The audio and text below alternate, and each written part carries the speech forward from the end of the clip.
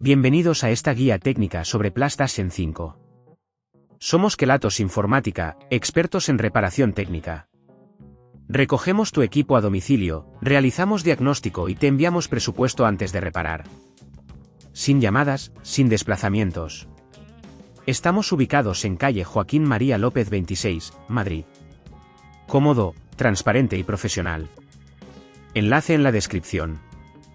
Hoy vamos a hablar sobre un problema que muchos usuarios están experimentando con su PlayStation 5, el ruido al jugar.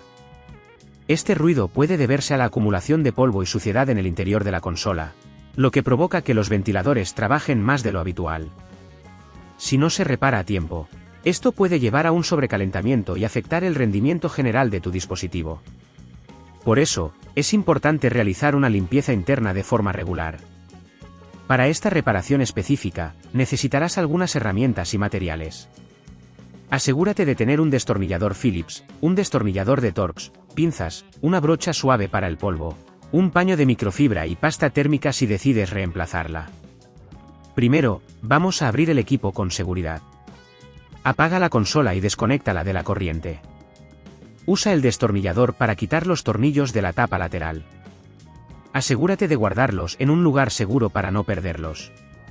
Una vez que hayas quitado los tornillos, retira la tapa con cuidado. Ahora, localiza el ventilador que suele ser la fuente del ruido.